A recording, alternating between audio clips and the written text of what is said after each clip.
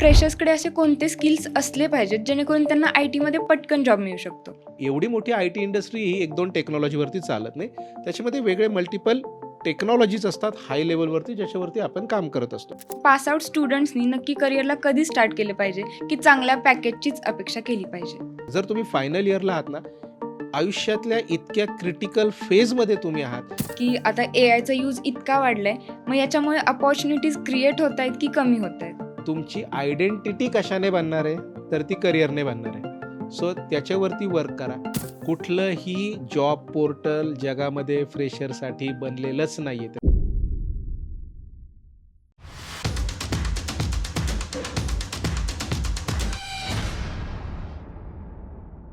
नमस्कार, मी तेजा. भन्नाट तेजा शो या पॉडकास्ट चॅनलमध्ये तुम्हा सर्वांचं मनापासून स्वागत करते. तर बघा, आजकाल बऱ्याच मुलांना आय-टीमध्ये करिअर करायचं आहे. पण सक्सेसफुल आय-टी करिअर त्यांचंच होऊ शकतं ज्यांना व्यवस्थित गायडन्स मिळतोय. आणि आज त्यासाठीच आपल्या इथे आलेले आहेत IT career coach Sandeep Bhutare sir, जे येस इन्फोटेकचे फाउंडर आहेत, ज्यांनी आजपर्यंत हजारहून जास्त मुलांना प्लेसमेंट अवेलेबल करून दिलेली आहे. तर आज त्यांच्याशीच आपण संवाद साधणार आहोत. तर हा पॉडकास्ट शेवटपर्यंत नक्की बघा. नमस्कार सर, भन्नाट तेजा शोच्या मंचावर तुमचं खूप खूप स्वागत आहे. धन्यवाद मॅडम. तर तुम्ही या क्षेत्राकडे नक्की कसे वळलात आणि कधीपासून सुरुवात केली? सो याच्यामध्ये कसं आहे, की जसं मी सुद्धा एक मिडल क्लास फॅमिलीतला आलेला मुलगा आहे.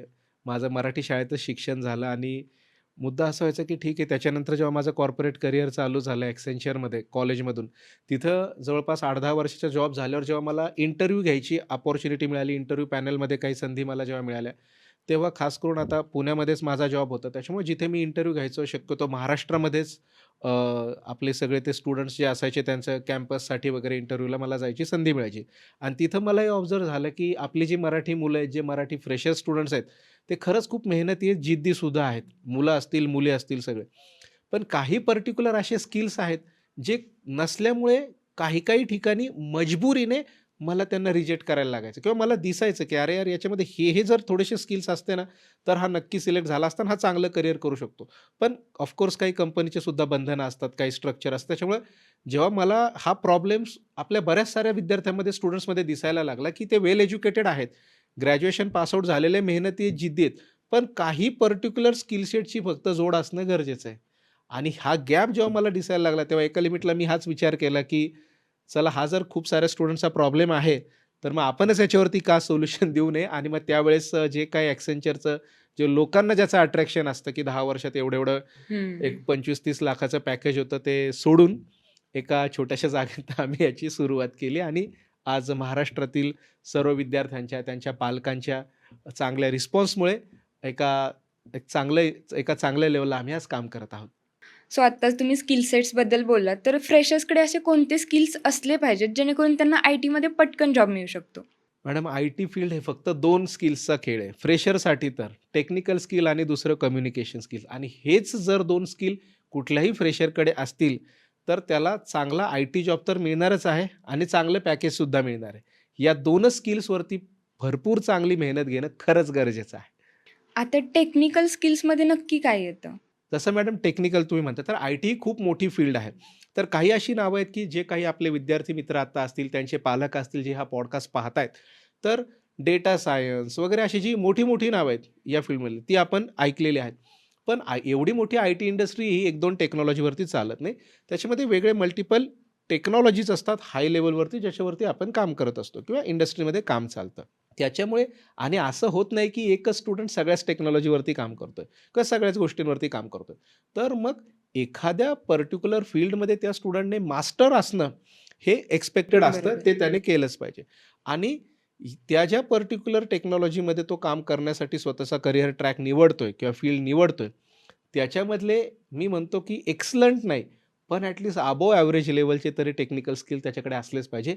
तेव्हाच फ्रेशर म्हणून कुठलीही कंपनी त्यांना स्वतःच्या टीममध्ये जॉइन करण्यासाठी उत्सुक असेल.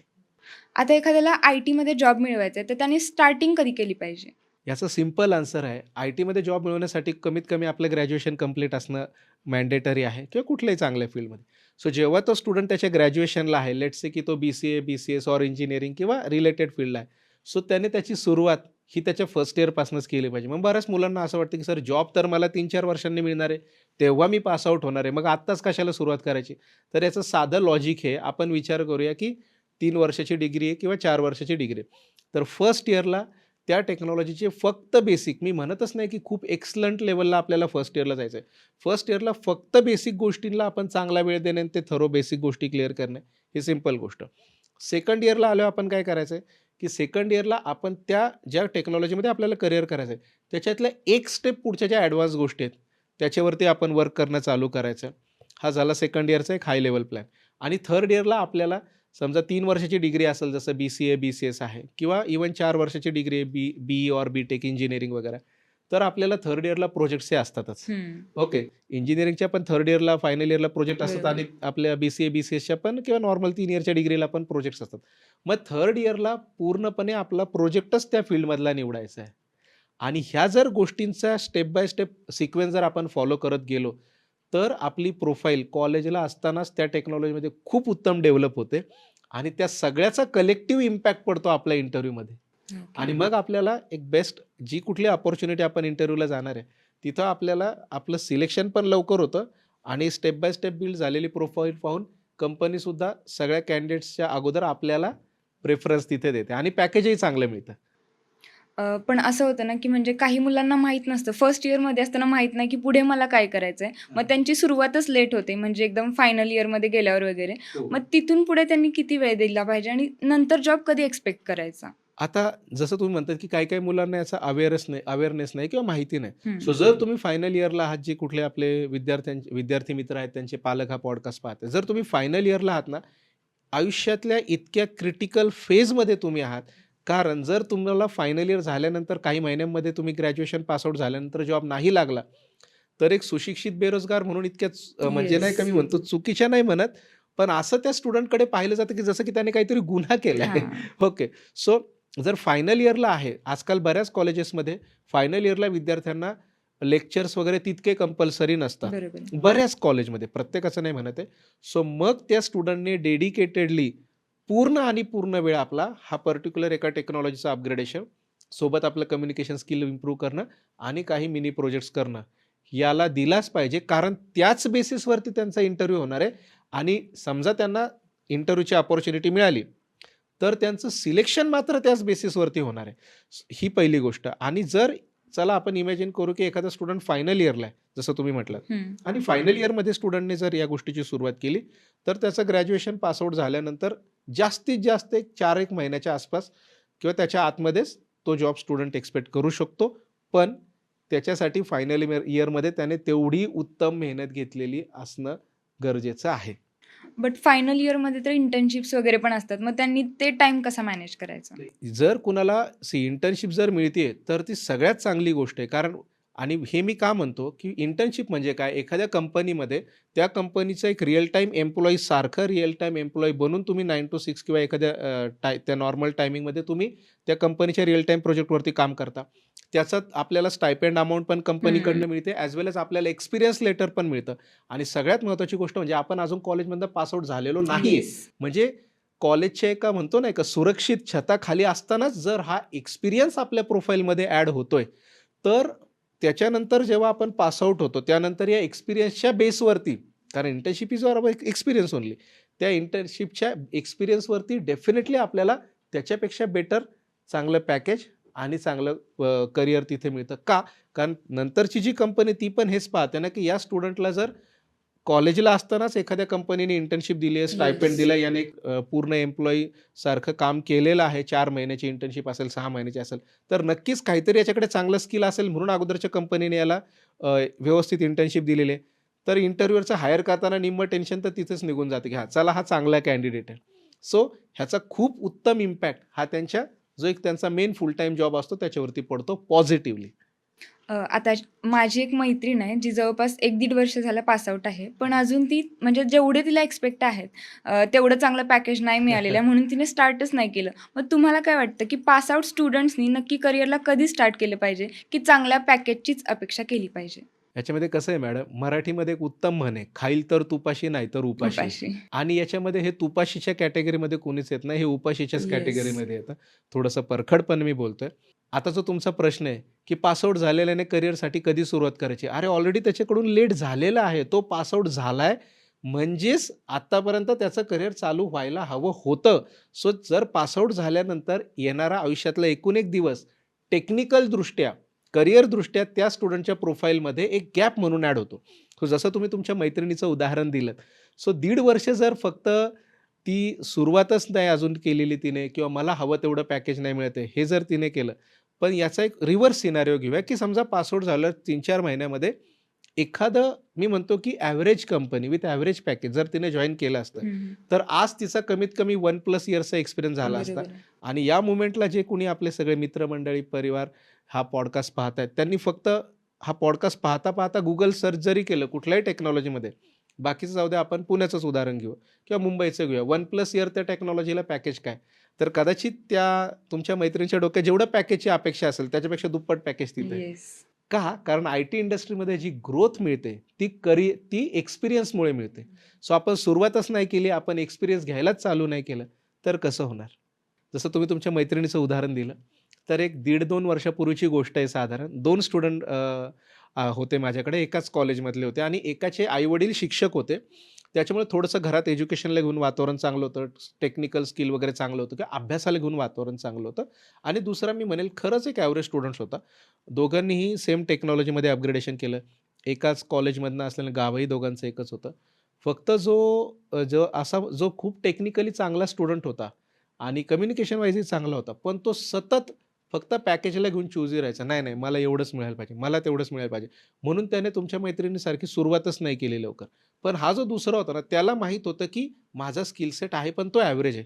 त्याच्यामुळे मी जिथून मिळेल तिथून माझी सुरुवात करणे आणि मी त्यालाही ते म्हटलं होतं की तू सुरुवात तर कर, एक्सपिरियन्स तर घे. तर आज जवळपास 1.5 वर्ष झाले. तो जो दुसरा ज्याचे स्किल्स मी म्हणतो की थोडेसे कमी होते. तर 1.5 वर्ष त्याचा एक्सपिरियन्स झाला. आज 1.5 वर्षानंतर त्याने आय-टीमध्ये जॉब स्विच केला. सो लिटरली आत्ताच्या मोमेंटला त्याला जे पॅकेज मिळालेलं आहे ते 5.5 ते 6 लाखाचं मिळालेलं आहे आणि एक 15-20 दिवसापूर्वीच आता पॅकेजही चांगलं आहे, वय पण ठीकठाक त्याचं आहे. लग्न पण आता त्याचं ठरलंय. तर तो लग्नाची पत्रिका द्यायला ऑफिसमध्ये आला होता, व्हिजिट करायला आला होता. सो आणि जो त्याचा मित्र आहे, तो आता जास्त डिप्रेशनमध्ये गेलाय, की अरे, माझा हा जो मित्र होता याला माझ्यापेक्षाही कमी नॉलेज होतं किंवा कमी स्किल्स त्याच्याकडे होते. आता मात्र तो चांगला सेट होतोय आणि मी मात्र असंच राहिलो. सो या कंपॅरिझनमुळे तो अजूनही सुरुवात करत नाहीये आणि डिप्रेशनमध्ये चाललाय, ती तर वेगळीच गोष्ट. त्याच्यामुळे मला सर्वांना हेच सांगायचं आहे, की तुमचं सुरुवातीचं पॅकेज आहे ना, हे आयुष्यभर नसणार आहे. बरोबर आहे. पण तुम्ही सुरुवात केल्यानंतरचा जो एक्सपिरियन्स बिल्ड होणार आहे ना, तो तुम्हाला आयुष्यभर ग्रोथ मात्र नक्कीच देणार आहे. येस. आय-टीमध्ये तर हाच रूल आहे.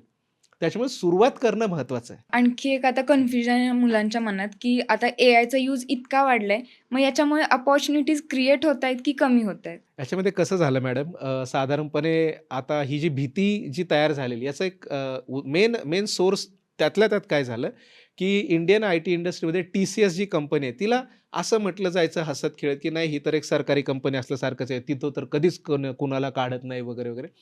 आणि अचानक एक न्यूज आली, की TCSमधून 12,000 लोकांना काढणार आहे. आणि ती इतकी प्रचंड व्हायरल ती न्यूज झाली. सगळ्या न्यूज चॅनलवरती सुद्धा तेच दाखवण्यात आलं. सगळे इन्फ्लुएन्सर्स वगैरे सगळ्यांनी तेच व्हिडिओ बनवले.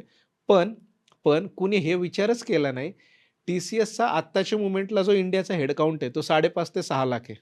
चला आपण ऑन एन एव्हरेज 6 लाख पकडूया. 6 लाखामधनं 12,000 म्हणजे खूप छोटं पर्सेंटेज येतं. पण ही जी पॉझिटिव्ह बाजू आहे, ती कुणी सांगितलीच नाही. बरं, दुसरी गोष्ट TCSने त्याच्यावरती एक्सप्लेनेशनही दिलं, की 12,000 लोकांना काढतोय म्हणजे 12,000 जॉब नाही जात आहेत. 6 लाखापैकी फक्तच 12,000 जे की खूप छोटंसं पर्सेंटेज आहेत, ही अशी लोकं आहेत जी नवीन टेक्नॉलॉजी शिकायला ते रेडी नाही आहेत किंवा तेवढी अडॅप्टेबिलिटी त्यांच्यामध्ये नाही आहे किंवा त्यांना ते करायचंच नाही. म्हणून 12 लाख जॉब नाही जात आहेत. तिथे नवीन लोकं हायर होणारच आहेत. पण ही पॉझिटिव्ह बाजू दुर्दैवाने कुणी दाखवलीच नाही आणि प्रत्येकाने TCS 12,000 काढणार, TCS 12,000 लोकांना काढणार. इतकं त्याच्यामुळे बिचाऱ्या आपल्या सगळ्या फ्रेशर स्टुडंटच्या मनामध्ये, त्यांच्या पालकांच्या मनामध्ये सुद्धा विनाकारणच एक भीती बसली आहे. सो ही पॉझिटिव्ह बाजू जेव्हा ते लक्षात घेतील आपल्या पॉडकास्टच्या माध्यमातून, तेव्हा नक्कीच त्यांच्या मनातली ही भीती दूर होणार आहे. आता पॅरेंट्सचं एक माइंडसेट झालंय, की म्हणजे तू पास आउट झाला की लगेच तुला जॉब मिळाला पाहिजे आणि ते क्लासेस वगैरे असं काही करायचं नाही. तर याचा इम्पॅक्ट नक्की मुलांवरती काय होतो? पहिली गोष्ट ह्याचा जो रिझन आहे ना, मूळ पालकांचा हा जो रोल आहे तो का आहे, की आपल्या पालकांच्या पिढीमध्ये, पॅरेंट्सच्या पिढीमध्ये असं होतं, की डिग्री ही खूप मोठी गोष्ट होती. म्हणजे एखादा डिग्री काय त्यावेळेस डिप्लोमाला पण खूप व्हॅल्यू होती, जी आता जास्त नाहीये. की डिग्री पास आउट झाला म्हणजे जॉब 100% मिळणारच हे समीकरण होतं आपल्या पालकांच्या जनरेशनमध्ये. पण आत्ताच्या जनरेशनमध्ये चेंज हा झालेला आहे, की नंबर ऑफ कॉलेजेस एवढे वाढलेले आहेत.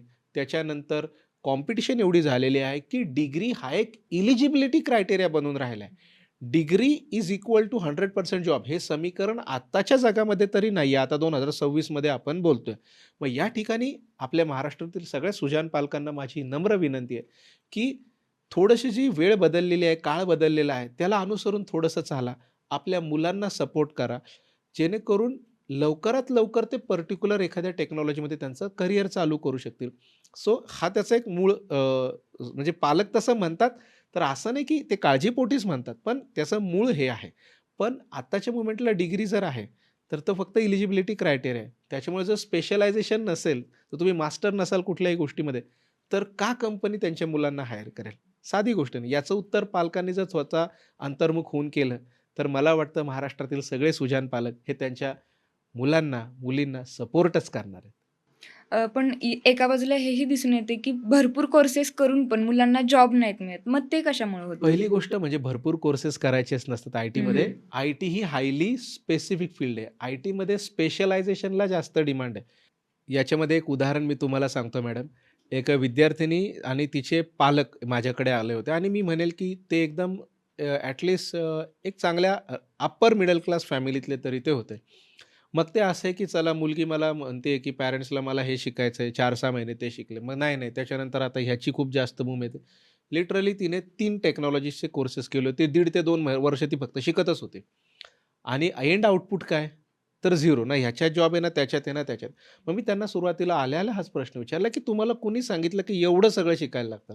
ते म्हणे, "नाही सर, ते इंटरनेटवर पाहिलं, मग याला पण डिमांड." म्हटलं, "डिमांड ही सगळ्यालाच असणार आहे. कारण एवढ्या मोठ्या आय-टी इंडस्ट्रीमध्ये जिथे लाखो नाही करोडो लोकं काम करतात. तेवढी मोठी आय-टी इंडस्ट्री एका टेक्नॉलॉजीवरती नाही चालणार आहे. पण तुम्ही कुठल्यातरी गोष्टीमध्ये मास्टर व्हा. हं. एक कुठलातरी करियर ट्रॅक चूज करा आणि मग डेफिनेटली त्यांना ते रिअलाईज झालं. सो पहिला पॉइंट हा आहे, की भरपूर सारे कोर्सेस नसतात करायचे. एकच कुठल्यातरी टेक्नॉलॉजीमध्ये एखादाच कोर्स करून आपण स्वतःला त्याच्यातलं स्पेशलायझेशन किंवा मास्टर आपण करायचं असतं. ही पहिली गोष्ट.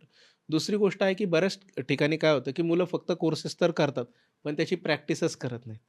ऐन मोमेंटला जेव्हा इंटरव्ह्यूमध्ये एखादा क्वेशन जर विचारला, तर आपण त्याच्यासाठी रेडी पाहिजे ॲटलीस्ट जे आपण सिलेबसमध्ये शिकलेलो आहे आणि या गोष्टींना आपण इग्नोर करून चालणार नाही. बऱ्याचदा काय होतं, की काही-काही गोष्टी डेली रूटीनमध्ये खूप सिंपल वाटतात.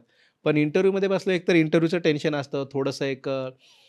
थोडंसं मी म्हणतो, की भीती पण स्टुडंटच्या मनामध्ये असते. मग तिथे गेल्यावर ऐन मोमेंटला सोप्या-सोप्या गोष्टी पण आठवत नाही होतं. सो कन्सिस्टंट प्रॅक्टिस जर कुणी करणार असेल, जे कुठलं टेक्नॉलॉजी ते शिकलेले आहेत, तर नक्कीच त्यांना जॉब आहेतच. पण आपण जर प्रॅक्टिसमध्ये मागे पडलो, कम्युनिकेशन स्किल्सवरती जर आपण वर्क नाही केलं, मग आपण कितीही कोर्सेस केलं, तरी त्याने आपल्याला जॉब नाही मिळणार आहे. आणि मग हेच स्टुडंट पुढच्या 10 स्टुडंट्सला सांगतात, की मी एवढे कोर्सेस केले, तरी मला जॉब नाही मिळाला. ही रिॲलिटी आहे. आणि ज्याला जॉब मिळतो, तो कधीच असं सांगत फिरत नाही हां. बरोबर आहे. असं. आणि याची रिव्हर्स बाजू ही आहे, की ज्याला जॉब मिळतो ना, तो हे कधीच सांगत फिरत नाही. कारण तो त्याच्या कामामध्ये बिझी झालेला असतो. आणि मग याने एक असं चित्र तयार होतं, की अरे जॉबच नाहीयेत. सो हा फॅक्टर आहे. बरोबर आहे. आता आणखी एक म्हणजे आय-टी म्हणलं की फ्लुएंट इंग्लिश हे समीकरणच झालेलं आहे. मग खरंच इंग्लिश मॅन्डेटरी आहेच का? आय-टीमध्ये खरंच इंग्लिश मॅन्डेटरी आहे. कारण मॅडम आय-टीचे जे क्लायंट आहेत, ते कोण आहे? 99% इंडियामध्ये आय-टीचा जो बिझनेस येतो, तो यूएस, यूके, ऑस्ट्रेलिया, युरोप या रिजन्समधनं येतो. ओके. मग या क्लायंटसोबत जर आपल्याला डेली काम करायचं आहे, ओके. तर यांची लँग्वेज कुठली आहे? इंग्लिश आहे. इंग्लिश. मग त्यामुळे आपल्याला मी म्हणत नाही, की फ्लुएंट इंग्लिश म्हणजे आपल्याला काही कुठे भाषण द्यायचं आहे 4 चौघात. पण आपण काय टेक्निकल काम करतोय, हे आपल्याला क्लायंटला एक्सप्लेन करता यायला पाहिजे. बरं नॉर्मल मीटिंग चालल्या डे टू डे कामाची. तिथं क्लायंटचं काय म्हणणं आहे ते आपल्याला कळायला पाहिजे. बरं हे फक्त ओरलीच बोलण्यातून मीटिंग असतील असं नाही. खूप सारं रिटर्न कम्युनिकेशन, ईमेल्सच्या थ्रू पण बरंच कम्युनिकेशन आय-टीमध्ये चालतं. सो त्यामुळे जर आपल्याला फ्लुएंट मी म्हणत नाही, but at least above average English हे आय-टीसाठी पाहिजेच. जर नसेल तर असं नाही की त्याला जॉब मिळत नाही. पण मग हवं तेवढं पॅकेज मिळत नाही किंवा ती ग्रोथ तेवढी लवकर होत नाही. हा प्रॉब्लेम आहे. त्याच्यामुळे इंग्लिश आणि इंग्लिशवरती काम करणं गरजेचंच आहे. पण आता शहराकडच्या मुलांचं एक ठीक आहे, बट गावाकडे अजून एवढं वातावरण झालेलं नाहीये. सो गावाकडून एखादा मुलगा आला आणि त्याला जर हे समजलं, तर त्याचं असतं की मला तर इंग्लिश जमत नाही. मग हे करिअरच माझ्यासाठी बनलेलं नाही. असं तिथंच त्याचा कॉन्फिडन्स कुठेतरी लो तिथंच होतो. कुठेतरी त्याचा कॉन्फिडन्स लो होतो. तर अशा सगळ्यांसाठी मला हे सांगायचं आहे, की ही जी गोष्ट तुम्ही म्हणता, ही 10 वर्षापूर्वी ठीक होती. पण आजकाल प्रत्येकाकडे स्मार्टफोन आहे. ओके. 1.5 जीबी इंटरनेट आहे मिनिमम. सो आजकाल खूप सारे फ्री एआय टूल्स असे आलेले आहेत, की तुम्हाला गरजच नाही, की तुम्हाला इंग्रजी बोलायला तुमच्या समोर कोणी पाहिजे प्रॅक्टिससाठी. ते एआय टूल्स भरपूर सारे आहेत. ते तुम्ही इन्स्टॉल करायचे आहेत. ओके. आणि तुम्ही तिथं टॉपिक सिलेक्ट करता, की समजा आज मला पॉलिटिक्सवरती बोलायचं आहे किंवा आज मला नेचरवरती बोलायचं जो काही टॉपिक आहे. ओके. आणि ते ॲप तुमच्याशी एआय थ्रू कम्युनिकेट करतात. सगळ्यात महत्त्वाचं जे आपले बेसिक ग्रामॅटिकल मिस्टेक आहेत ना, ते ॲप आपले हे करतं, करेक्ट करतं. ह्याच्यामुळे कॉन्फिडन्स कमी होऊन रडत बसण्याचं खरंच काही पॉइंट नाही. त्याने आपण आयुष्यात मागेच राहणार आहे. वेळ आपल्याकडे आहे, लागणारी साधनं आपल्याकडे आहेत. आपण त्याचा वापर करूया ना, येस. राईट. आणि प्रॅक्टिकली चांगली व्यवस्थित प्रॅक्टिस करून पुढे जाऊया. असं खूप सारे स्टुडंट करतात. बऱ्याच स्टुडंट्सला या गोष्टी माहीत नसतात, जे आता आपल्या पॉडकास्टमधनं नक्कीच त्यांच्यापर्यंत पोहोचणार आहेत. सो एवढ्या बेसिक छोट्या-छोट्या स्टेप जरी आपण केल्या ना, तरी गोष्टी अजिबात अवघड नाही आहेत आणि अशक्य तर अजिबातच नाही आहेत. आता YouTube आहे किंवा एआय आहे. मग याच्यावरती जवळपास सगळी माहिती अवेलेबल आहे. मग स्किल्स शिकण्यासाठी मुलांनी कोर्सेस का करावेत पर्टिक्युलर? कारण कसं आहे ना मॅडम, YouTube हा जो आहे ना किंवा जे कुठलं ऑनलाईन प्लॅटफॉर्म आहे, तो तुम्हाला नॉलेज देईल, येस. पण जॉब नाही ना देणार. कारण येस. प्लेसमेंट असिस्टन्स त्यांच्याकडे नाहीये. YouTubeला तुम्ही नाही म्हणू शकत, की चला YouTubeवरून मी आज डेटा एनालिटिक्सचं 100% नॉलेज घेतलं. हे या एवढ्या-एवढ्या टूलमध्ये मी परफेक्ट झालो. हे ठीक आहे, नॉलेज तुम्ही तिथून घेऊ शकता. पण YouTubeला तुम्ही जॉब आपल्याला रिझ्युमे नाही ना देऊ शकत. बरोबर. आणि यासाठी इन्स्टिट्यूटची गरज पडते. सगळ्यात महत्त्वाची ही पहिली गोष्ट. दुसरी गोष्ट, आयुष्याच्या 14 ते 15 वर्षामध्ये जो आपला शिकण्याचा अप्रोच डेव्हलप झाला आहे, 1ली ते 12वी समजा 12 वर्ष, 3-4 वर्षाची डिग्री, 15 वर्ष ॲव्हरेज. तो असा आहे, की आपल्याला आपल्या शाळेमध्ये, कॉलेजमध्ये कुणीतरी व्यक्ती समोरासमोर लाईव्ह शिकवते. मग आपल्याला गोष्टी अंडरस्टँड होतात. बरं फक्तच अंडरस्टँड तिथं होत नाही. आपण त्यांना समोरासमोर आपले डाऊट क्वेरीज विचारतो आणि मग त्या विषयातलं नॉलेज आपलं पक्कं होतं. सो आपल्या ब्रेनचा जो शिकण्याचा पॅटर्न आहे, तो टू वे कम्युनिकेशनने डेव्हलप झालेला आहे. आणि 15 वर्षानंतर तुम्ही अचानक ब्रेनला म्हणणार, "नाही, आता YouTubeवरून वन वेने तू शिक." तिथं आपले डाऊट क्वेरी सॉल्व्ह करायला कोणीच नाहीये. तर ब्रेनसुद्धा ते शिकण्याची पद्धत लवकरात लवकर ॲक्सेप्ट बरोबर करत आहे. नाही. कारण 15 वर्षाचं ते आपल्या मनाला, एक ब्रेनला सवय झालेली आहे. ओके. त्याच्यामुळे बरीच लोकं वर्षानुवर्ष ह्या भ्रमात असतात, की मी हे शिकतोय ऑनलाईन, याची शिकता येत नाही, फक्त स्वतःचा वेळ वाया जात असतो. एक विद्यार्थी माझ्याकडे आला होता. 1.5 वर्ष मॅडम त्याने फक्त शिकण्यातच. मी त्याला फक्त विचारलं, "1.5 वर्ष तू पास झाल्यावर काय करत होता?" जसं मगाशी तुम्ही तुमच्या मैत्रिणीचं उदाहरण सांगितलं, की "नाही सर, ते मी ऑनलाईनचा प्लॅटफॉर्म आहे ना, तिथून हे शिकत होतो." बरं, त्यातले बेसिक क्वेशन्स विचारले. "नाही सर, ते थोडंसं विचार करून सांग." कारण तो ब्रेन शिकलेलाच नाहीये. कारण ते ब्रेनने ग्रास्प नाही केलेलं आहे. कारण ग्रास्प करण्याचा ब्रेनचा पॅटर्न वेगळा आहे आणि 15 वर्षानंतर जर आपण अचानक असं वेगळं काही केलं, तर ते नाही होऊ शकत. बरं एखादा टॉपर स्टुडंट आहे, तो नॉलेज खूप चांगलं घेईल आहे, की चला त्याची कॅपॅसिटी आहे ग्रास्प करण्याची. मी असं म्हणत नाही, की सर्वांनाच समजत नाही. बट तो जॉब नाही ना, कुठलाही प्लॅटफॉर्म जॉब नाही ना देणार. बरोबर आहे. त्यासाठी इन्स्टिट्यूटची डेडिकेटेड प्लेसमेंट टीम लागते आणि त्यासाठी इन्स्टिट्यूटची गरज पडते. आणखी एक माइंडसेट झाले फ्रेशर्सचं, की मी मित्राचं, ह्याचं त्याचं बघून सगळ्या जॉब पोर्टल्सवरती माझा रिझ्युमे अपलोड केलाय आणि आता मला कुठून ना कुठून कॉल येईलच आणि माझं सिलेक्शन होऊ शकतं. आता जे उत्तर मी त्याला देणार आहे, हे आपल्या बऱ्याच साऱ्या फ्रेशर स्टुडंटला आवडणार नाही, पण ती सत्य परिस्थिती आहे. कुठलंही जॉब पोर्टल जगामध्ये फ्रेशरसाठी बनलेलंच नाहीये. त्याचं साधं सिंपल रिझन, टाइम्स ऑफ इंडियाच्या आकडेवारीनुसार इंडियामध्ये फक्त इंजिनिअर्स 15 लाख पास आउट होतात. ओके. बाकीचे BCA, BCS, MCA वगैरे ते सगळे वेगळे. बरं हे सगळे मागच्या 3-4 वर्षातले जे कॉम्पिटिशनमध्ये आहेत स्टुडंट, जे पास आउट होऊन त्यांना जॉब नाही मिळालेला आहे, हे सगळे वेगळे आणि सगळ्यांची डिग्री सेम आहे. सगळ्यांच्या डिग्रीमध्ये बेसिक गोष्टी हाय लेव्हलवरती सेम आहेत. एवढ्या लाखो लोकांमधून जर तुम्ही अपेक्षा ठेवताय, की त्या कंपनीने माझाच रिझ्युमे सिलेक्ट करावा आणि मलाच कॉल येईल, तर तुम्ही स्वतःला किती म्हणजे नाही का वेड्यात काढताय असा अक्षरशः त्याला शब्द येईल किंवा किती स्वतःचा वेळ वाया घालवताय. त्याच्यामुळं कुठलंच पोर्टल हे फ्रेशरसाठी नाहीये. मग ते पोर्टल कुणासाठी आहेत? एक्सपिरियन्स लोकांसाठी. जिथं एखाद्या कंपनीला, आय-टी कंपनीला 10-12 लाखाचं, 15 लाखाचं पॅकेज द्यायचंय. 4-5 वर्षाचा एक्सपिरियन्स त्यांना पर्टिक्युलर टेक्नॉलॉजी पाहिजे. त्या ठिकाणी ती कंपनी त्या पोर्टलला पे करते, की हां, आम्हाला इथं स्पेसिफिक कॅन्डिडेट पाहिजे. सो हे जॉब पोर्टल फ्रेशरसाठी नाहीच आहे. एक स्टुडंट माझ्याकडे आला होता. तर लिटरली मॅडम 346 जॉब अपॉर्च्युनिटीजला फ्रेशरच्या सगळ्या पोर्टलच्या मिळून त्याने अप्लाय केलं होतं आणि त्याला कॉल किती आला होता? 0. का मी त्याला तेच म्हटलं, असं आहे का जॉब पोर्टल आपल्या एकट्यालाच माहिती आहे आणि बाकीच्यांना नाही माहिती? सगळेच त्याच्यावरती अप्लाय करणार आहे ना. कुठल्या एचआरकडे एवढा वेळ आहे की लाखोंमधून जिथं ज्यांची स्किल पण सेमच आहेत, त्यांचा रिझ्युमे ते पिकअप करते आणि त्याला कॉल करते. कुणाकडेच वेळ नाही. फक्त फ्रेशर स्टुडंटचा वेळ याच्यामध्ये वाया जातो मॅडम. आता मला बऱ्याच महिलांचे पण डी-एम येतात, की आमच्यासाठी वर्क फ्रॉम होम काही असेल तर सजेस्ट कर. मग हाउसवाईफसाठी असे कोणते कोर्सेस आहेत का, जे घरबसल्या करू शकतात? कोर्सेस आणि शिकणं हे तर डेफिनेटली सगळ्या हाऊसवाईफ घरनं करूच शकतात. पण वर्क फ्रॉम होमचं जे एक्स्पेक्टेशन आहे ना, लगेच कुठली कंपनी फ्रेशरला वर्क फ्रॉम होम देत नाही. त्याचं साधं रिझन आहे, की जर आपण कॉलेजमधनं पास आउट झालोय आणि एखादा कोर्स करून आपण स्किल अपग्रेडेशन केलंय, तर ह्या फक्त टेक्निकल गोष्टी झाल्या. पण एक एम्प्लॉयी म्हणून एखाद्या टीममध्ये चांगलं काम करण्यासाठी टीम बिहेवियर आहे, टीम एटिकेट्स आहेत, कंपनीतल्या खूप साऱ्या सीनियर्सची आपल्याला छोट्या-छोट्या गोष्टींसाठी हेल्प लागत असते. हे जे सगळं काही आहे, हे आपण कंपनीच्या एन्व्हायर्नमेंटमध्ये शिकतो. म्हणून कंपन्यांचं एक्स्पेक्टेशन काय, की कमीत कमी 6 महिने, 1 वर्ष तुम्ही टीममध्ये काम करा, ऑन फ्लोअर ऑफिसमध्ये काम करा. त्याच्यानंतर तुम्हाला हा सगळा फ्लो माहीत होणार आहे. तुम्हाला त्याची सवय होणार आहे. मग आम्ही तुम्हाला वर्क फ्रॉम होम देतो. या गोष्टीमुळे फ्रेशरला लगेच वर्क फ्रॉम होम भेटत नाही. पण ऑफकोर्स गोष्टी शिकून एखादं वर्ष तरी आपण नक्कीच देऊ शकतो. आता आय-टी करिअरबद्दल तर सगळ्यांना माहिती आहे, बट एक्झॅक्ट त्यामध्ये काय-काय पोझिशन्स असतात हे कोणाला माहीत नाहीये. की आता फ्रेशरसाठी जर बोलायचं झालं, तर आय-टीमध्ये हार्डली पोझिशन्स तर डेफिनेटली करियर ऑप्शन्स खूप आहेत. जसं साध्या लेव्हलमध्ये बोलायचं झालं, तर एक आहे सॉफ्टवेअर डेव्हलपर, जिथं कोर लॉजिक डेव्हलपमेंट होते. Basically back end, front end आहे, त्याच्यामध्ये येतात गोष्टी. दुसरी गोष्ट आहे की डेटा रिलेटेड टेक्नॉलॉजी, जसं की डेटा ॲनालिटिक्स आहे, डेटा सायन्स आहे. या गोष्टींची सध्या इंडस्ट्रीमध्ये खूप चांगल्या प्रमाणामध्ये डिमांड आहे. तिसरी एक फील्ड त्याच्यामध्ये आहे, जसं की हे जे सगळे आपले सॉफ्टवेअर्स किंवा वेबसाईट, मोबाईल ॲप्स आपण पाहतो, हे सगळे होस्टेड क्लाउडवरती आहे. त्याच्यामुळे क्लाउड टेक्नॉलॉजीमध्ये सध्या पण एक खूप चांगले डिमांड आहे. हे हाय लेव्हल झाले.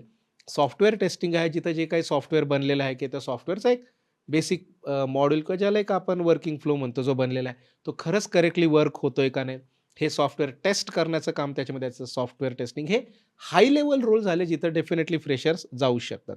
आता सक्सेसफुल आय-टी करिअर सेट असणाऱ्यांच्या अशा कोणत्या चांगल्या हॅबिट्स आहेत, ज्या फ्रेशर्सना उपयोगी पडतील? पहिली गोष्ट म्हणजे कन्सिस्टंट टेक्नॉलॉजीच्या टचमध्ये राहणं. मी आजही अशी लोकं पाहतो माझ्या एक्सपिरियन्समध्ये, जे 17-18 वर्ष झाले, जे मॅनेजरियल लेव्हलला आहेत. आत्ताच्या मोमेंटला त्यांना त्यांची टीम मॅनेजमेंट करायचं आहे, क्लायंट हँडलिंग करायचं आहे. कदाचित त्यांना डे टू डे बेसिसवरती कुठलंच कोडिंग नाही करायचं आहे. तरीसुद्धा ते डेली 1-1, 2-2 तास फक्त त्यांचं नॉलेज शार्प राहावं म्हणून कन्सिस्टंट प्रॅक्टिस करत असतात. तसंच नवीन ज्या काही गोष्टी आलेल्या आहेत, त्या शिकून स्वतः इम्प्लिमेंट करत असतात. सो आय-टीचा साधा नियम आहे. जर तुम्ही कन्सिस्टंट प्रॅक्टिस करत आहात ना, तर इंटरव्ह्यू इतक्या इझिली क्रॅक होऊन जातो, की काय ते आपल्याला लक्ष त्याचं वेगळेपण काही वाटतच नाही. ही पहिली गोष्ट. दुसरी गोष्ट आहे वेळेचं थोडंसं नियोजन. म्हणजे मला जॉबचा इंटरव्ह्यूचा कॉल आल्यानंतर मी प्रिपरेशन चालू करेल, हे असं नाही. म्हणजे तहान लागल्यावर विहीर खोदायचं असं काम करायचं नाही. तिसरी गोष्ट, ज्याला त्याला मनातून माहिती असतं, की आपले कम्युनिकेशन स्किल्स कसे, त्यानुसार त्याने प्रॅक्टिस करत स्वतःला इम्प्रूव्ह करणं, ही पहिली गोष्ट. आणि चौथी गोष्ट, की विनाकारणच एखादी रील पाहिली, एखाद्या मित्राने सांगितलं जॉब नाही, हे नाही, ते नाही. सो निगेटिव्ह लोकांपासून दूर राहायचं आहे. का? कारण तो तुमच्या लाईफमध्ये तशी पण कुठलीच व्हॅल्यू नाही ॲड करणार आहे. तो सतत तुम्हाला काहीतरी निगेटिव्ह व्हाइब्सच देणार आहे. का? कारण तो स्वतःबद्दल पॉझिटिव्ह नाही का किंवा तो आय-टी इंडस्ट्रीबद्दल, आय-टी जॉबबद्दल पॉझिटिव्ह नाही आहे. मग त्याची निगेटिव्हिटीचं ओझं तुम्ही स्वतःच्या मनावरती का घेता? कोणी जर म्हटलं ना आय-टीमध्ये जॉब नाहीये, त्याला म्हणायचं, "हो, नाहीये, इट्स ओके." मनातल्या मनात स्वतःला सांगायचं, की मला माहिती आहे आय-टीमध्ये जॉब कसा मिळवायचा. एवढं सिंपल ते ठेवणं आहे. आता 2026 सुरू झालेलंच आहे. प्रत्येकाचे काही ना काही टार्गेट आहेतच. तर 2026 साठी न्यू इयर रिझॉल्यूशन असे कोणते आहेत किंवा कशामध्ये जास्तीत जास्त मॅक्सिमम इन्व्हेस्टमेंट केली पाहिजे, जेणेकरून एक करियर आपलं सेट होऊ शकतं आय-टीमध्ये? कसं आहे मॅडम, फ्रेशर स्टुडंटसाठी जेव्हा त्यांचं ग्रॅज्युएशन पासआउट झालेलं आहे, अगदी त्यांच्या घरचे मंडळी असतील, आपले सख्खे नातेवाईक असतील आणि समाज आपल्याकडे एकाच अँगलने बघत असतात, की याला कधी जॉब लागतो किंवा याचं करिअर कधी चालू होतं. बरं ठीक, मग त्यासाठी काय लागतंय? तर skill development. So new year रिझोल्यूशनमध्ये काय कोणीतरी म्हणतं, की मला iPhone घ्यायचा आहे, मला काहीतरी जिम लावायची, असे काहीतरी विचित्र न्यू इयर रिझोल्यूशन ठेवण्यापेक्षा तुमची आयडेंटिटी कशाने बनणार आहे? तर ती करिअरने बनणार आहे. सो त्याच्यावरती वर्क करा. त्या करिअरमध्ये स्वतःची आयडेंटिटी बनण्यासाठी जे स्किल लागतात, ते स्किल शिकण्यासाठी जी काही आपण इन्व्हेस्टमेंट करू, ती बेस्ट न्यू इयर रिझोल्यूशन असणार आहे. का? कारण एकदा का आपलं करियर सेट झालं, तुम्हालाही जाणवेल, की सगळ्यांचा आपल्याकडे पाहण्याचा दृष्टिकोनही भरपूर पॉझिटिव्हली बदलतो आणि हे जर सगळ्यात जास्त जर प्रॉब्लेममध्ये सध्या कोणी असेल, तर एखाद्या मिडल क्लास फॅमिलीतला मुलगा किंवा मुलगी, ज्याचं ग्रॅज्युएशन पास आउट झालेलं आहे, पण अजून जॉब नाही लागलेला. इतकं बिचाऱ्यांना म्हणजे समजता त्यांना पार अगदी गुन्हेगारच ठरवतो. बरोबर. यार तू एवढी भारी डिग्री घेतली, एवढ्या भारी कॉलेजमधनं होता, हे तू शिकलाय, मग तरी पण तुला अजून जॉब नाही. म्हणजे समाजाकडूनही त्यांना टोमणे मिळतात. जसं आपण मगाशी बोललो, की खूप साऱ्या जॉब पोर्टलवरती ते ॲप्लिकेशन्स करतात. पण काय फ्रेशर्सला कुठल्याही कंपनीचा कॉल डायरेक्टली येतच नाही. सो तिथूनही त्यांना रिजेक्शन मिळतं. एखाद्याचे पॅरेंट्स असे असतात, जे की शेजाऱ्यांच्या मुलासोबत कंपेअर करतात, की "अरे बघ, तुझ्या ह्याच मित्राला जॉब लागला, तरी तुला नाही लागला."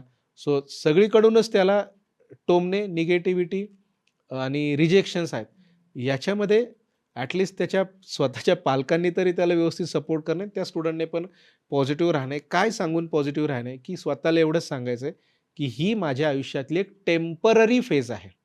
त्यामुळे जे काही कुणी बोलतंय त्याला इग्नोर करायचं आहे. या फेजमधनं बाहेर येण्यासाठी मी काय मेहनत करतोय, त्यासाठी आज मी काय काम केलं. समजा 3-4 महिन्याचा मी स्किल अपग्रेडेशनचा प्लॅन बनवला. मला ही गोष्ट शिकायची. ओके. आज मी ही समजा एकच छोटीशी गोष्ट शिकलो. ती मी किती वेळा प्रॅक्टिस केली. जर पहिलं पाऊल आपण व्यवस्थित टाकलोय, दुसरं पाऊल टाकतोय, स्वतःला मनातून माहिती आहे ना, की आपण स्टेप बाय स्टेप पुढे जातोय, तर मग या गोष्टींकडे लक्ष नाही द्यायचं आणि न्यू इयर रिझोल्यूशन हेच ठेवायचं, की माझं या 2026 मध्ये लवकरात लवकर आय-टी करियर कसं चालू होईल.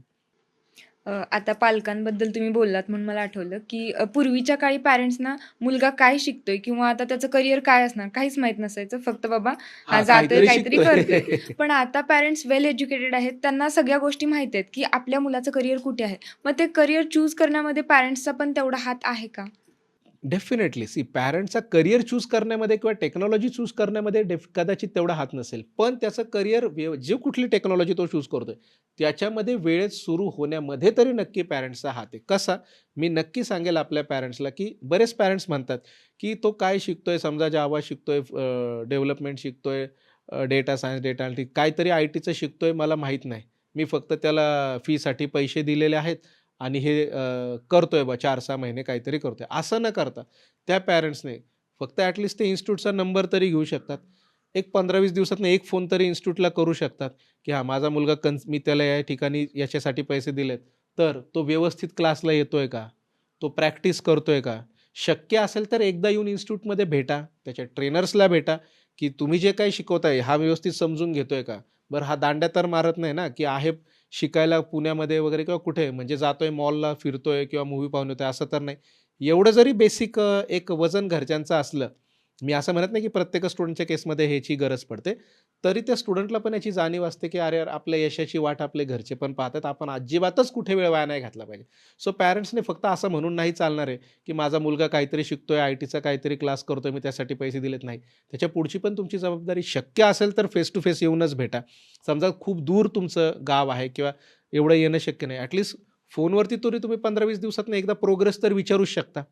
जेणेकरून त्या मुलाला पण त्याचा ट्रॅक जो आहे तो भरकटणार नाही कधीच असं आहे.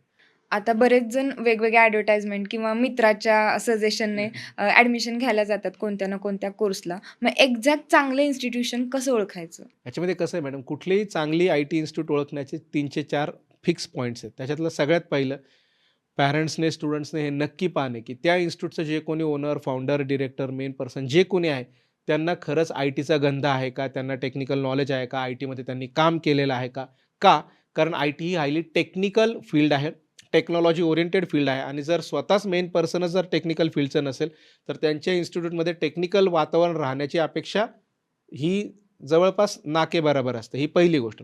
दुसरी गोष्ट हे पण पाहणं आहे, की ते इन्स्टिट्यूट मार्केटमध्ये किती जुनं आहे. कारण आपण बऱ्याच साऱ्या आता हिंजवडीमध्ये मध्यंतरी मोठा प्रकार झाला होता, की अगदी 1-1.5 वर्षापासूनचंच किंवा खूप नवीनच ते इन्स्टिट्यूट होतं. खूप साऱ्या गोड-गोड कमिटमेंट स्टुडंट्सला केल्या गेल्या. लाखो रुपये त्यांच्याकडनं घेतले गेले. जी काही एवढी फी नसते सुद्धा या गोष्टींची आणि रातोरात सगळं पोराबा करून बंद झाले. सो जर खूपच नवीन असेल तर मग थोडंसं रिस्क आहे. तिसरी गोष्ट, की त्या इन्स्टिट्यूटचे खरंच स्टुडंट प्लेस झालेले आहेत का? ओके. हे पण आपण पाहणं गरजेचं आहे किंवा असं नाही की मी एका ठिकाणी गेलो आणि तिथं 50 लोकांची यादी लिहिलेली एवढे-एवढे प्लेस झाले, असं नाही. खरंच इन्स्टिट्यूटकडनं त्यांचं प्लेसमेंट झालंय का? याचं काही प्रूफ आहे का? हे नक्की पाहणं आहे. कारण हे सगळं आपण फक्त शिकण्यासाठी नाही करत आहे. शिकल्यानंतर आपल्याला प्लेसमेंटही पाहिजे आणि सगळ्यात महत्त्वाची गोष्ट, त्या इन्स्टिट्यूटची स्वतःची अशी डेडिकेटेड प्लेसमेंट टीम आहे का? कारण जर प्लेसमेंट टीम त्या इन्स्टिट्यूटची डेडिकेटेड नसेल, तर तुम्ही लेटेस्ट टेक्नॉलॉजी शिकाल, पण त्याच्यानंतर तुमच्या प्रोफाईलवरती जर वर्कच करणार नसेल कोणी प्लेसमेंट टीम, तर तुमचा इंटरव्ह्यूच अरेंज होणार नाही. असं आहे. सो ह्या जर 3 ते 4 गोष्टी आपण हाय लेव्हलवरती लक्षात ठेवल्या, तर नक्कीच एक चांगला आय-टी ट्रेनिंग इन्स्टिट्यूट स्टुडंट्स, त्यांचे पॅरेंट्स हे निवडूच शकतात. आता येस इन्फोटेकच्या माध्यमातून तुम्ही फ्रेशर मुलांना काय-काय प्रोव्हाईड करता? आता आम्ही 2 ते 3 टप्प्यामध्ये काम करतो. पहिली गोष्ट आहे, की बऱ्याचदा जसं तुम्ही म्हटलात, की मित्राचं ऐकून, नातेवाईकांचं ऐकून, शेजार-पाजारांचं ऐकून काहीतरी एक चुकीचा माइंडसेट स्टुडंटने बनवलेला असतो. एज्युकेशन काहीतरी वेगळंच आणि मला शिकायचं आहे काहीतरी वेगळं. येस. तर सगळ्यात महत्त्वाची गोष्ट आम्ही हे पाहतो, की त्या स्टुडंटच्या एज्युकेशन बॅकग्राऊंडला अनुसरून कुठली टेक्नॉलॉजी आहे, कुठला आय-टीतला करियर पाथ आहे, ज्याच्यामध्ये त्याचा रिझ्युमे लवकर सिलेक्ट होईल. म्हणजे त्याला जास्तीत जास्त इंटरव्ह्यूच्या अपॉर्च्युनिटीज मिळतील. म्हणजे त्याचं लवकरात लवकर करियर चालू होईल, ही पहिली गोष्ट. सो एक काउन्सिलिंग डेडिकेटेड काउन्सिलर्सकडनं केलं जातं. सो एकदा काउन्सिलिंग झाल्यानंतर जी कुठली टेक्नॉलॉजी आपण चूज करतो, त्या टेक्नॉलॉजीचं एक प्रॅक्टिकल ट्रेनिंग त्यांना दिलं जातं. आणि सगळ्यात महत्त्वाचं म्हणजे येस इन्फोटेकमध्ये शाळा भरवत नाही आपण. कारण आजकाल सर्रास 150, 200, 50, 60 स्टुडंट, काय त्या बिचाऱ्या स्टुडंट्सला कळणार आहे? एकतर क्वेश्चन विचारायला सुद्धा त्या स्टुडंटची हिंमतच होत नाही, की 50-60 जणांमध्ये मी एखादा क्वेश्चन कसा विचारू? हा प्रॅक्टिकल प्रॉब्लेम. म्हणून येस इन्फोटेकच्या आपल्या खूप लिमिटेड बॅच साईजमध्ये अगदी 12-15 जणांची स्टुडंटची एक बॅच असते. त्याच्यामध्ये प्रॅक्टिकल ट्रेनिंग मिळतं विथ 100% त्यांना एक पर्सनलाइज अटेन्शन दिलं जातं, जेणेकरून त्यांचं टेक्निकल स्किल अपग्रेड होतं. बरं, फक्त टेक्निकलवरती काम करून होत नाही. सेपरेट डेली कम्युनिकेशनचे सेशन्स स्टुडंटचे घेतले जातात. टेक्निकल आणि कम्युनिकेशन दोन्ही पॅरलली चालू असतं. असं नाही की स्टुडंट आला आणि फक्तच टेक्निकल शिकला एका दिवशी. असं त्यासोबत कम्युनिकेशनसुद्धा तो शिकतो. हे झालं त्याचं स्किल डेव्हलपमेंट आणि त्याच्यानंतर जी आपली एस इन्फोटेकची डेडिकेटेड प्लेसमेंट टीम आहे, ती आपल्या स्टुडंट्सला प्लेसमेंट्स पार अगदी त्यांचं रिझ्युमे प्रिपेअर करणं, जनरली आस्क एच-आर इंटरव्ह्यूचे जे क्वेश्चन असतात त्याच्याबद्दल त्यांची प्रिपरेशन करणं, टेक्निकल तर आहेच. या सगळ्या आणि त्याच्यानंतर स्टुडंटचे शेड्यूल इंटरव्ह्यू अरेंज करणं, जेणेकरून स्टुडंटचा लवकरात लवकर आय-टी करियर चालू होतं. सो असा पूर्ण स्टुडंटचा एक फ्रेशर टू आय-टी वर्किंग प्रोफेशनलचा जो प्रवास आहे, तो येस इन्फोटेकसोबत पूर्ण होतो. या पॉडकास्टच्या माध्यमातून तुम्ही सगळ्या फ्रेशर मुलांना किंवा त्यांच्या पॅरेंट्सना काय मेसेज द्याल? याच्यामध्ये मला एवढंच सांगायचं आहे, की हे पहा मुलांनो, आता तुम्ही ग्रॅज्युएट झालेला आहात. घरच्यांची जबाबदारी आहे, तुमच्या आयुष्याची जबाबदारी तुमच्यावरती आहे, पॅरेंट्सच्या अपेक्षा आहेत, सगळं आहे. सो फ्रेशर स्टुडंटला माझा एकच मेसेज आहे, की फ्रेशर हा टॅग हटवा स्वतःच्या प्रोफाईलमधून आणि लवकरात लवकर वर्किंग प्रोफेशनल बनवा. हेच न्यू इयर रिझोल्यूशन ठेवा. हाच सिंपल अँड शॉर्ट मेसेज आहे. थँक सो मच सर, आज तुम्ही इथे आलात आणि सगळ्या मुलांना एवढ्या चांगल्या प्रकारे मार्गदर्शन केलंत. धन्यवाद. धन्यवाद मॅडम. तर आजचा हा पॉडकास्ट तुम्हाला कसा वाटला ते कमेंट करून नक्की सांगा आणि नेक्स्ट पॉडकास्ट तुम्हाला कुणाचा बघायला आवडेल तेही नक्की कळवा. धन्यवाद.